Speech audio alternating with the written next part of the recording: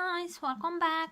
In today's video I am going to repot my Cattleya gaskeliana variety alba, and I want to show to you which is the right time to repot a Cattleya orchid to avoid it stressing too much and to avoid ruining its root system, and what you can do to avoid a Cattleya to shrivel after you repot it.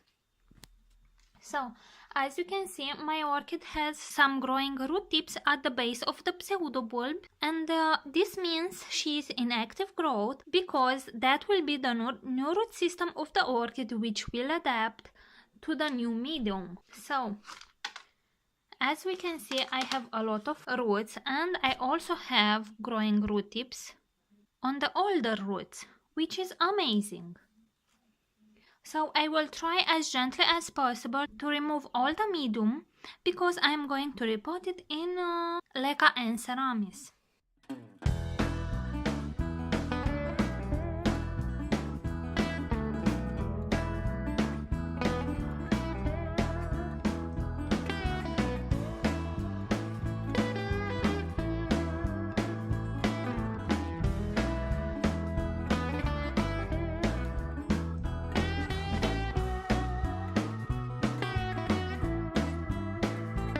As suspected, some older roots are dead, and I will take sterilized scissors, and I usually do that by flaming it after soaking it in some alcohol.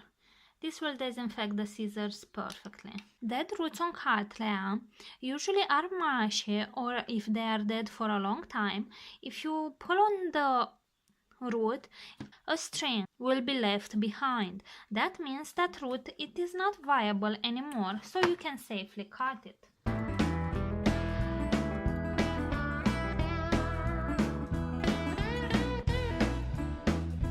If only a part of the root is dead, you should only cut that part of the root, like this one here. As you can see, this part is stiff, so it's alive.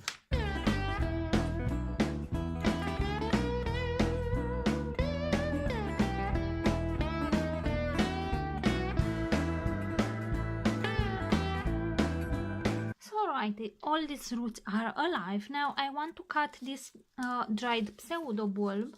It came with it like that. This is how I purchased it.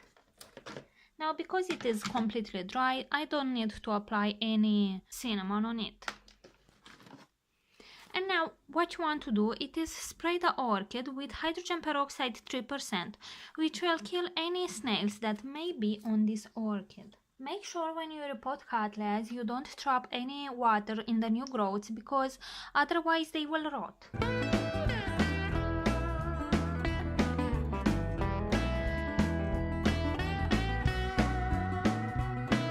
And now I will let the orchid fizz for about 3 minutes. So now I want to make 2 holes in this pot, about here, because I want to pot this orchid in semi-hydro. You have link in the description of this video for this tool. So what you want to do, it is put a small layer of leca beads and seramis on the bottom of the pot. I am using about 50% of each, like so.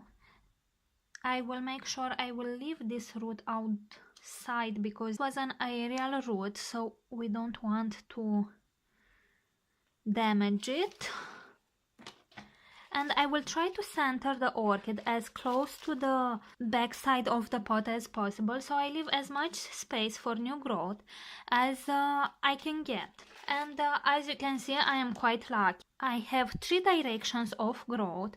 If you can see, I have 2 lovely new growths there and another one that is just starting here, which is pretty amazing.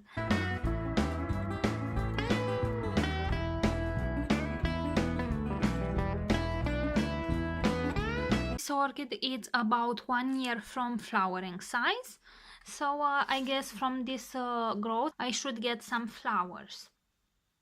Anyway, Cattleya gaskeliana, it is not a big orchid, it is a medium-sized orchids, let's say. So this is great. It is a space saver. Now I want you to know something. By repotting a cattleya at the appropriate moment, meaning when it has growing root tips, you will prevent the root system from dying.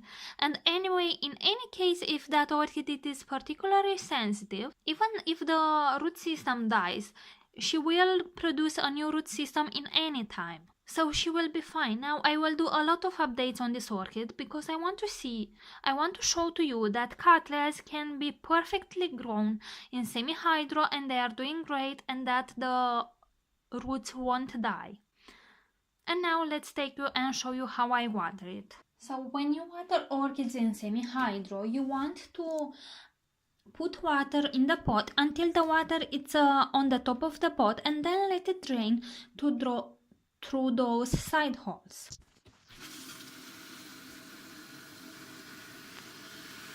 About this is enough. And now she is draining, and after a few seconds I will take the orchid and I will put it on a sunny location. So alright guys, this is all for today. If you have enjoyed this video, please give it a thumbs up, and if this is the first time you are watching a video on my channel, please consider subscribing to it so you can stay up to date with all my orchid videos. Thank you for watching and see you all next time. Bye!